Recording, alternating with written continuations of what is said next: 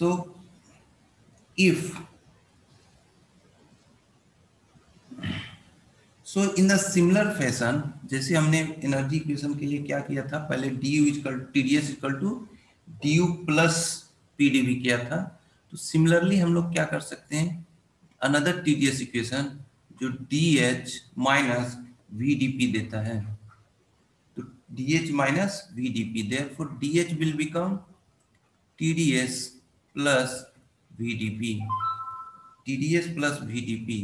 सो ये dH will become how much, Cp dt minus T, हम use कर रहे हैं प्रेशर वाला, del T pressure into dP. So dH will become Cp dt plus ये हो जाएगा V minus T del V over del T, जब pressure ये हम लोग के पास dP आ जाएगा. इन द सिमिलर फैशन हम अगर हमारे पास आइसोथर्मल अगर हम ढूंढ लें DH upon DP, similar logic में जैसे जो जो हमने पिछला बार लॉजिक लगाया था कि enthalpy is the internal energy, the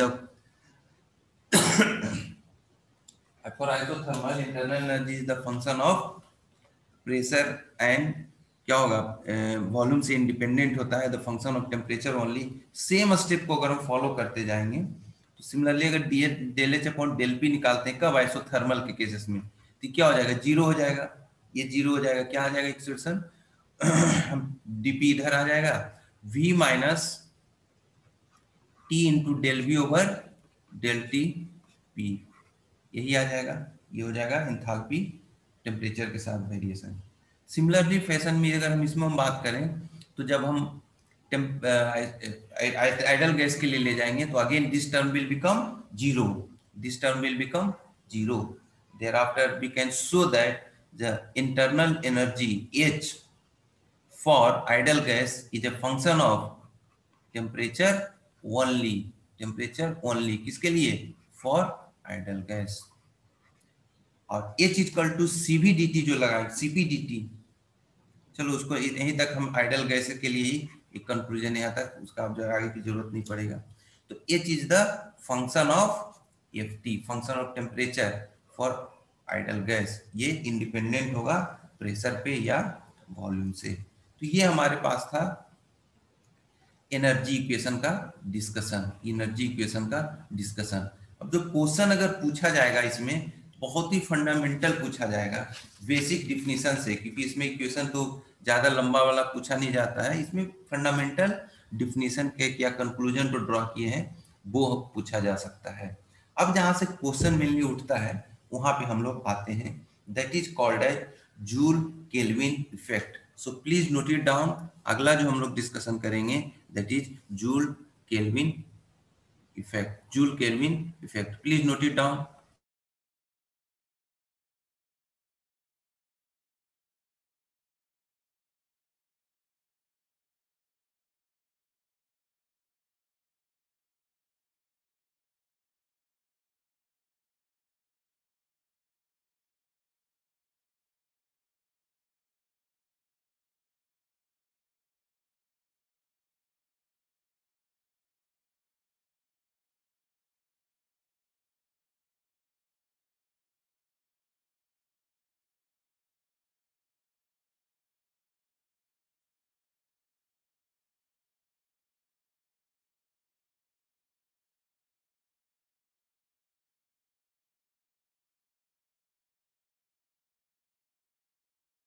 So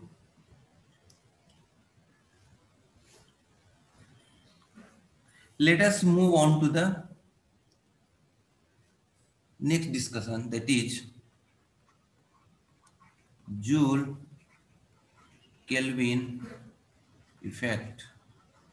Joule Kelvin effect, Joule Kelvin effect, ये क्या होता है, joule Kelvin effect, Joule Kelvin effect.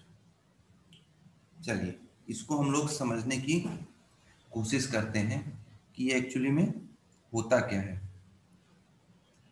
सी, ध्यान से इसमें समझिएगा, इसमें कंसेप्ट है, बस कंक्लूजन ड्रॉ कर सकते हैं बट थोड़ा सा एक्सप्लेन करने की हम लोग कोशिश करेंगे।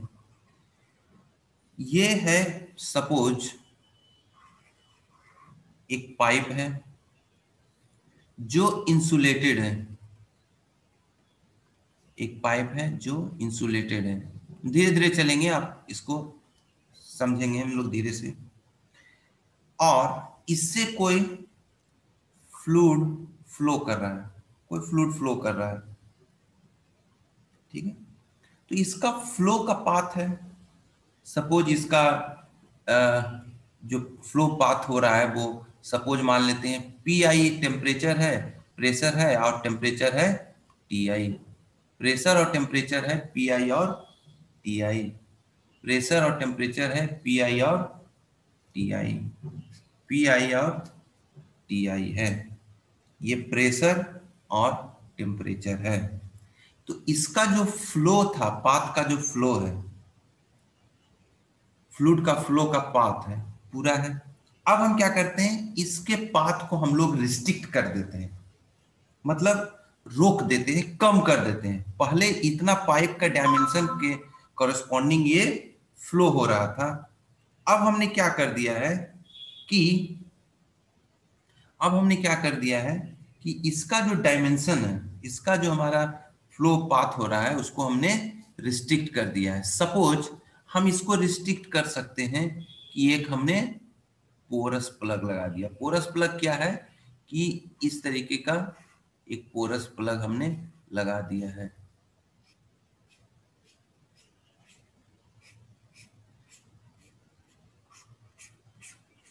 हमने क्या लगा दिया, पोरस प्लग। तो उससे क्या हो गया है, उससे क्या हो गया कि ये सपोज हमारे पास क्या है, हम सपोज पोरस प्लग है, तो यहां पे जो स्टेट पी आई और टी आई है, अब क्या होगा, इससे जो पाथ फ्लो करेगा, तो हमने इसके पाथ को रिस्ट्रिक्ट कर दिया है, हमने इसके पाथ को रिस्ट्रिक्ट कर दिया। अब ये जो प्रेशर पी आई है, तो इधर जो मिलेगा, सपोज हमारा मिला है पी एफ और टेम्परेचर टी एफ। तो आप बताओ कि प्रेशर पे क्या इफेक्ट पड़ेगा, क्या ये बढ़ेगा, क्या ये घटेगा, या कांस्टेंट रहेगा। तो प्रेशर को अब रेसिस्ट करने वाला ढेर सारा पाथ है। Due to friction between fluid and this porous material, उस फ्रिक्शन क्या करेगा, रोकना चाहेगा फ्लो को। तो उसको ओवरकम करने के लिए फ्लूइड जो आ रहा है, हाई प्रेशर फ्लूइड है, वह उसको अपना प्रेशर कम करना पड़ेगा। यानी यहां पे क्या मिलेगा, प्रेशर ड्रॉप, प्रेशर ड्रॉप। अब टेम्परेचर पे क्या इफेक्ट पड़ेगा, तो टेम्परेचर बढ़ भी सकता है, टेम्परेचर घट भी सकता है, और टेम्परेचर कांस्टेंट भी रह सकता है। क्यों, क्योंकि ये जो फ्रिक्शनल इफेक्ट हुआ है, वो फ्रिक्शनल इफेक्ट उस टेम्परेचर को अफेक्ट करेगा। ये जो फ्रिक्शनल इफेक्ट था, ये जो फ्रिक्शनल इफेक्ट है, इसका अगर क्रॉस सेक्शन देखें तो कुछ इस तरह का होगा ना, पाथ जो होगा वो रिस्ट्रिक्ट होगा, रिस्ट्रिक्ट होगा, रिस्ट्रिक्टेड रहेगा। पोरस प्लग एकदम इस तरह से मिक्सअप रहता है। जो थोड़ा बहुत इसमें पाथ मिलेगा उसके थ्रू फ्लूइड पास करेगा, इसके थ्रू फ्लूइड पास करेगा, इसके थ्रू फ्लूइड पास करेगा। तो जैसे ही इसके थ्रू फ्लूइड पास करेगा, पोरस प्लग के थ्रू, तो फ्रिक्शन के कारण हर हाल में प्रेशर ड्रॉप होगा। लेकिन टेम्परेचर पे क्या इफेक्ट पड़ेगा, वो दूसरे फैक्टर पे डिपेंड करेगा, वो दूसरे फैक्टर पे भी डिपेंड करेगा, दूसरे फैक्टर पे भी डिपेंड करेगा, ठीक है, दूसरे फैक्टर पे भी डिपेंड करेगा। अब इस केसेस में आप ध्यान देंगे तो हम कंक्लूजन ड्रॉ कर सकते हैं कि कंक्लूजन ड्रॉ कर सकते हैं कि प्रेशर क्या हो रहा है, डिक्रीज हो रहा है, प्रेशर डिक्रीजेज, क्यों, due to frictional effect, due to frictional effect. और क्या इफेक्ट हो रहा है, क्या यहाँ पे कोई वर्क हो रहा है, तो नहीं, यहाँ पे अगर इस सिस्टम में मान लें तो कोई वर्क आउटपुट नहीं मिल रहा है, नो वर्क आउटपुट, मुझे कोई भी वर्क आउटपुट नहीं मिल रहा है। हमारा कौन सा प्रोसेस है, ये इंसुलेटेड लगा दिए हैं, देयरफॉर ये एडियाबेटिक है, एडियाबेटिक होने के कारण ये क्या है, कोई भी हीट ट्रांसफर नहीं हो रहा है। प्लस प्लस अगर इस केसेस में आप ऑब्जर्व करोगे तो पोटेंशियल एनर्जी, अगर हॉरिजॉन्टल पाइप है तो जो पोटेंशियल एनर्जी चेंजेज होगा वो नेग्लिजिबल होगा। अगर वेलोसिटी पे देखते हैं तो यहाँ का जो काइनेटिक एनर्जी और यहाँ का काइनेटिक एनर्जी में जो चेंजेज आता है वो नेग्लिजिबल होता है, यानी जो kinetic energy and potential energy changes वो जो ऑब्टेन होता है इस केसेस में वो नेग्लिजिबल होता है। ध्यान से सब समझते जाइएगा, नेग्लिजिबल होता है। तब अगर हम स्टेडी फ्लो एनर्जी इक्वेशन लगाते हैं, स्टेडी फ्लो एनर्जी इक्वेशन लगाएंगे तो क्या हो जाएगा, काइनेटिक एनर्जी चेंजेस जीरो हो गया, हमारे पास वर्क डन जीरो हो गया, क्यू जीरो हो गया, तो क्या मिल जाएगा, simply H I equal to H F, H I equal to H F, because all other terms are neglected, all other terms are neglected. अब बताइए, अब और बताइए कि चूंकि ये फ्रिक्शनल इफेक्ट के कारण हो रहा है, देयरफॉर ये जो प्रोसेस है, प्रोसेस क्या है, process is highly irreversible, process is highly irreversible, irreversible, irreversible है। साथ ही साथ में जैसे ही हाई रिवर्सिबल होगा तो एंट्रोपी पे क्या इफेक्ट पड़ेगा, entropy increases, entropy increases, entropy क्या होगा, इंक्रीज करेगा, entropy will increase, entropy will increase, entropy will increase. तो ये जो प्रोसेस हो रहा है, ये जो प्रोसेस हो रहा है, this process is called as throttling process, this is called as throttling process, throttling process, throttling process। throttling process क्या है, ये एक ऐसा प्रोसेस है जिसमें फ्लूइड के पाथ को, फ्लूइड के फ्लो के पाथ को रिस्ट्रिक्ट कर देते हैं, जिससे कि प्रेशर डिक्रीज हो जाता है और कोई वर्क आउटपुट नहीं मिलता है, और इस रिस्ट्रिक्शन के कारण हाईली फ्रिक्शनल इफेक्ट जनरेट होता है जो इस प्रोसेस को हाईली इरिवर्सिबल बनाता है और एंट्रोपी इंक्रीज करा देता है। तो इस प्रोसेस को हम लोग थ्रॉटलिंग प्रोसेस बोलेंगे, इस प्रोसेस को हम लोग क्या बोलेंगे, थ्रॉटलिंग प्रोसेस, इस प्रोसेस को थ्रॉटलिंग प्रोसेस हम लोग बोलेंगे।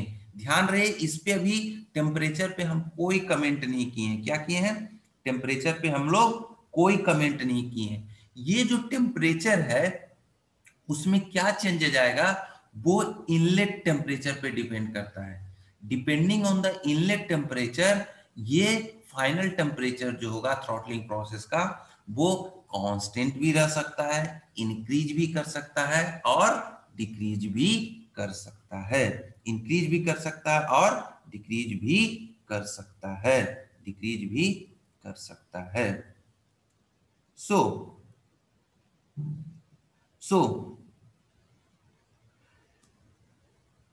सो अगर अगर अगर हम अगर हम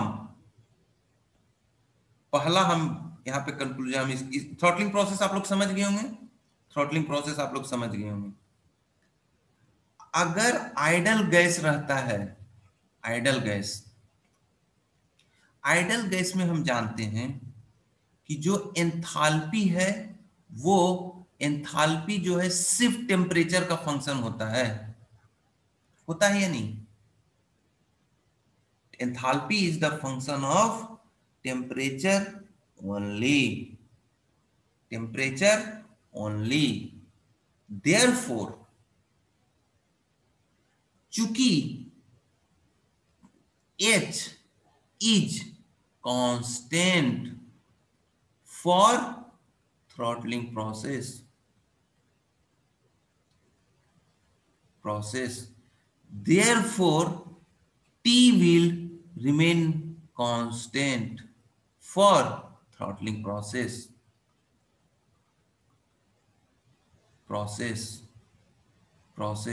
for किसके लिए? आइडल गैस के लिए, क्योंकि ये आइडल गैस की हम बात कर रहे हैं। यानी जैसे ही अगर हम आइडल गैस को थ्रॉटलिंग कराएंगे तो वो हर हाल में उसका टेम्परेचर क्या रहेगा?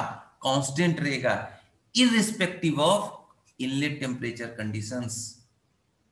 इनलेट टेम्परेचर कंडीशंस के इंडिपेंडेंसी में टेम्परेचर क्या रहेगा? कांस्टेंट रहेगा। अगर आइडल गैस है तो थ्रॉटलिंग के दौरान चाहे जो इनलेट कंडीशन हो जाए, टेम्परेचर कांस्टेंट रहेगा। Please note it down. वहीं अगर रियल गैसेस रहा तो उस केसेस में टेम्परेचर पे क्या इफेक्ट पड़ेगा, प्लीज इसको आप नोट डाउन कीजिए, उसके बाद हम आगे डिस्कस करेंगे।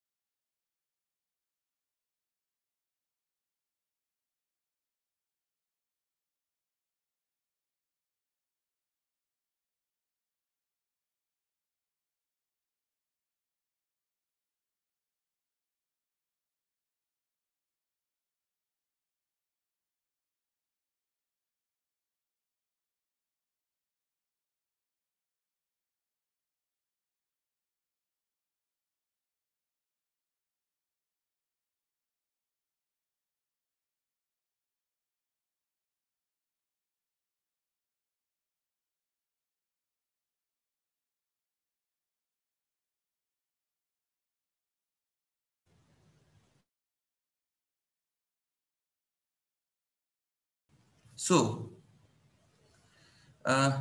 now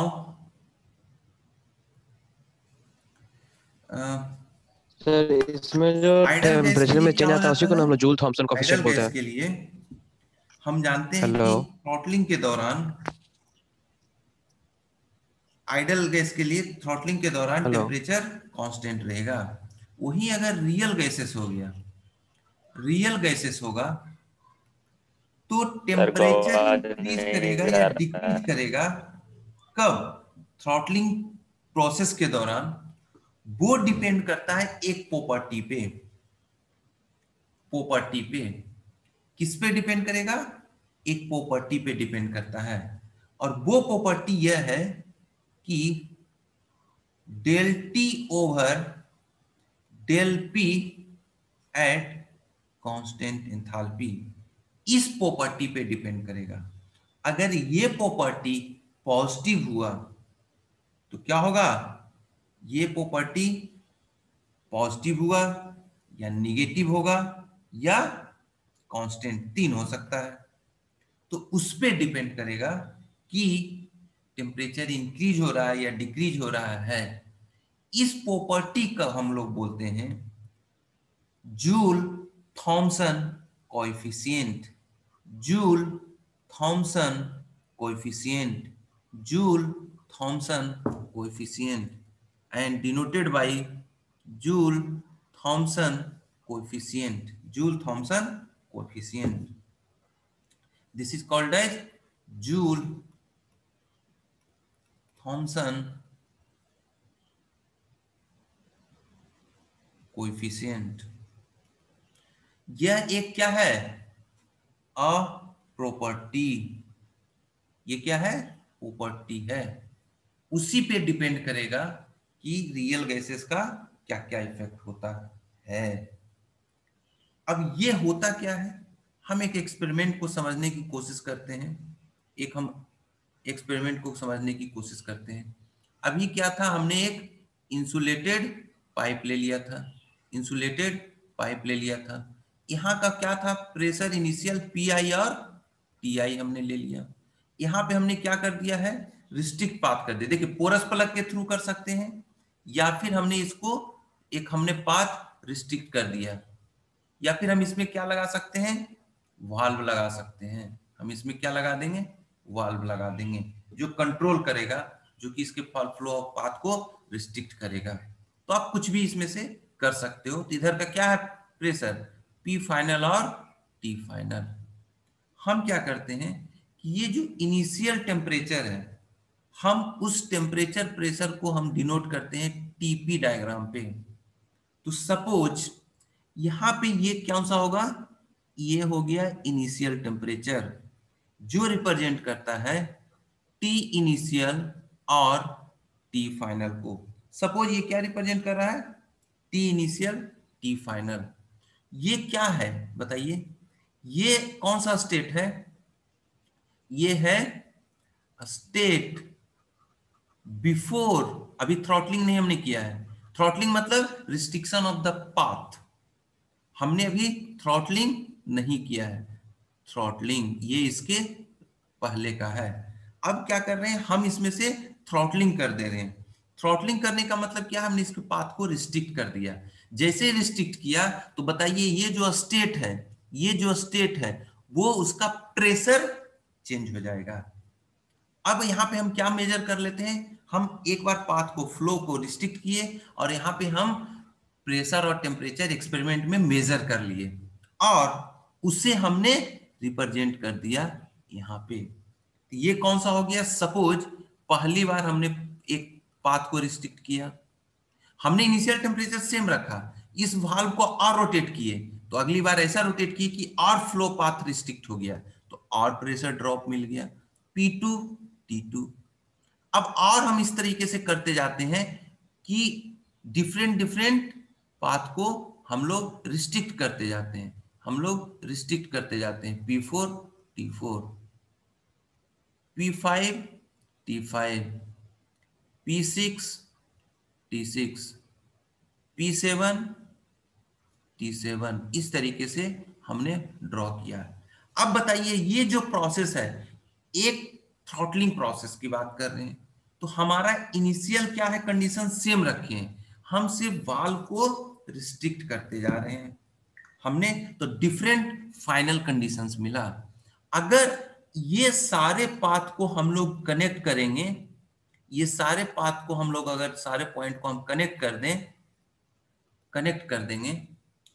देंगे तो यह एक दिखाएगा कर्व जिसमें एंथैल्पी रिमेन्स कांस्टेंट, यानी ये जो डॉटेड लाइन होगा वो क्या होगा, आइसेंथाल्प होगा, यानी ये जो लाइन आगे इसे बढ़ते चल जाएगा, ये आइसेंथाल्प हो गया। सिमिलर केसेस में अगर हम डिफरेंट हम अब क्या करते हैं, पीआई टीआई के बजाय हम क्या कर लेते हैं, PI2 और TI2। अभी हम इनिशियल कंडीशन को चेंज कर दिए, जैसे इनिशियल कंडीशन को चेंज कर दिए तो कुछ यहाँ पे आ जाएगा, कुछ यहाँ पे इनिशियल कंडीशन आ गया। अब जैसे ही ये इनिशियल कंडीशन यहाँ पे आ गया, फिर हम इसको वाल्व को चेंज करते हैं, तो ये जैसे जैसे हम चेंज करेंगे वैसे जैसे ये क्या आ जाएगा, हमारे पास एक पाथ मिल जाएगा, और सही हम पाथ को चेंज करते जाएं तो और हमें मिल जाएगा। इस तरीके का एक हमारे पास क्या मिल जाएगा, डिफरेंट आइसेंथाल्प। ये क्या है, सारे है H equal to constant, H equal to constant, H equal to constant. इस तरीके का डिफरेंट पाथ को अगर हम ड्रॉ करेंगे तो ये एक ऐसा आइसेंथाल्प मिलेगा जो by changing the different initial condition, एक इनिशियल कंडीशन को चेंज करेंगे तो एक आइसेंथाल्प मिलेगा, एक आइसेंथाल्प मिलेगा, एक आइसेंथाल्प मिलेगा। अब बताइए इस कर्व में, रेड वाले कर्व में हम करते हैं, रेड वाले कर्व पे हम कंसंट्रेट करते हैं। तो ये बताइए ये जो कर्व हमने ड्रॉ किया है इसका स्लोप क्या होगा, अगर हम स्लोप ऑफ द कर्व बताते हैं, slope of the curve H equal to constant on TP diagram, तो क्या हो जाएगा बताइए, del T over del P, कब, जब एंथैल्पी इज कांस्टेंट। अब बताइए ये बाय डेफिनेशन क्या है, ये नथिंग बट क्या है, ये nothing but Joule Thomson coefficient है, यानी टीपी डायग्राम पे जो आइसेंथाल्प मिल रहा है उसके स्लोप को ही जूल थॉमसन कोफिशिएंट बोलते हैं। अब बताइए इधर क्या है, स्लोप निगेटिव है, यहां पे क्या हो रहा है, पॉजिटिव है, तो कहीं ना कहीं जाकर के एक ऐसा स्लोप आया होगा जहां पे स्लोप 0 होगा, यानी इस केसेस में स्लोप जो है म्यूजेटी है, ये क्या है, निगेटिव है। इस केसेस में म्यूजेटी क्या है, म्यूजेटी पॉजिटिव है, म्यूजेटी पॉजिटिव है, म्यूजेटी मतलब स्लोप। और यहां पे क्या आ गया, एक ऐसा पॉइंट आया, एक ऐसा पॉइंट आया जहां पे म्यूजेटी क्या है, 0 है, म्यूजेटी 0 है, म्यूजेटी 0 है। मतलब क्या हो रहा है, ये जो जूल थॉमसन कोफिशिएंट है वो देखिए स्लोप है, स्लोप पॉजिटिव भी हो रहा है और नेगेटिव, ये एक्सपेरिमेंट के थ्रू ऑब्जर्व किया गया है, और 0 मतलब जूल थॉमसन कोफिशिएंट निगेटिव भी हो सकता है, 0 भी हो सकता है और पॉजिटिव भी हो सकता है, निगेटिव 0 और पॉजिटिव भी हो सकता है, निगेटिव 0 और पॉजिटिव भी हो सकता है। ठीक है, अब हम क्या करने जा रहे हैं, तो इसी को जूल थॉमसन कोफिशिएंट को अगर हम डिफरेंट कर्व पे हम दिखाना चाह रहे हैं, हम क्या कर रहे हैं कि अब हम एक कर्व ले रहे हैं, हमने जो अभी एक्सपेरिमेंट किया था, तो हम क्या कर रहे हैं कि पहले एक कर्व ले लिए हैं, कुछ इस तरीके का आएगा, हम अलग अलग कंडीशंस को हम जैसे जैसे हम चेक करने जा रहे हैं तो हमारा क्या होगा, अलग अलग कंडीशन आ जाएगा।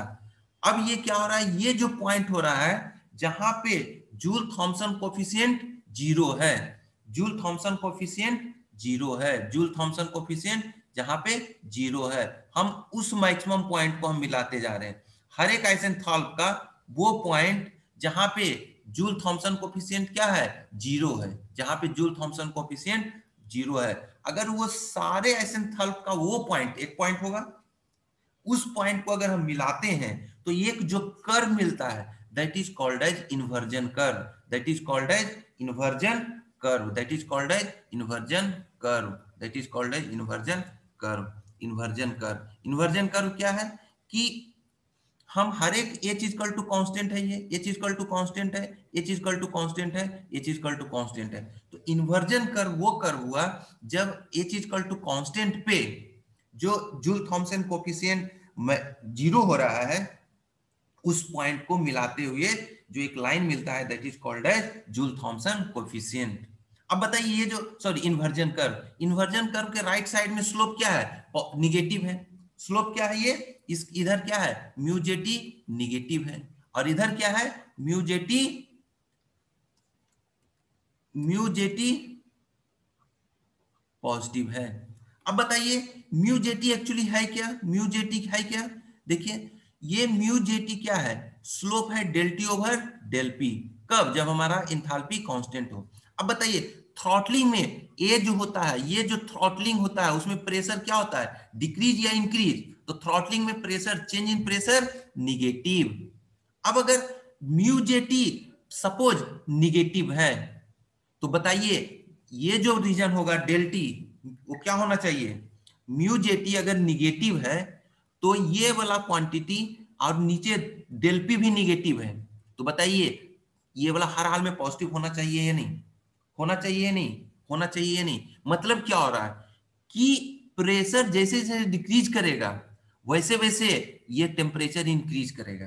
तो बताइए ये जो इस केसेस में सपोज ये वाला हम कर्व ले लेते हैं, यहां पे है इनिशियल और यहां पे फाइनल। तो बताइए ये जो टी आई और टी एफ है, तो टी आई और टी एफ में क्या रिलेशन होगा, बढ़ेगा या घटेगा? तो हम कैसे चेक करेंगे ये कौन सा रीजन में लाई कर रहा है, म्यू जेटी रीजन में लाई कर रहा है, यानी थ्रॉटलिंग के कारण फाइनल टेम्परेचर क्या होगा, इंक्रीज करेगा, फाइनल टेम्परेचर इंक्रीज करेगा।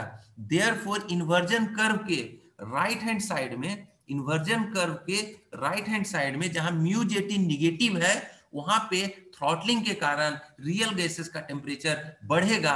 That's why it is called as heating zone, that's why it is called as heating zone.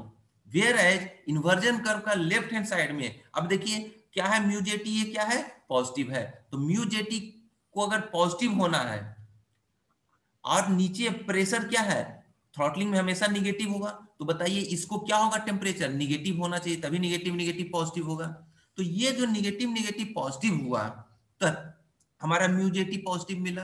तो म्यू जेटी पॉजिटिव हुआ इसका क्या मतलब हुआ, डेल्टी निगेटिव हुआ। मतलब क्या हुआ, थ्रॉटलिंग जो प्रोसेस होगा अगर हम इसकी बात करें तो ये इनिशियल होगा और ये फाइनल होगा।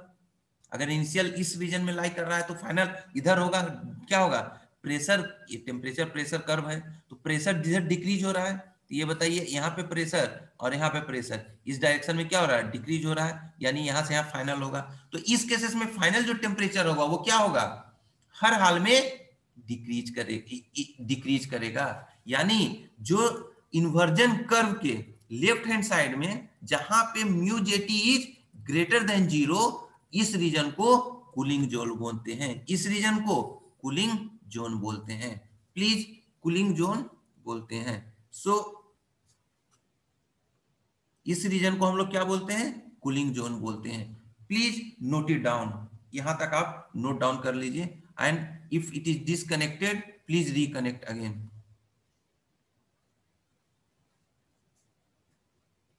तब तक आप इसको नोट डाउन कर सकते हैं।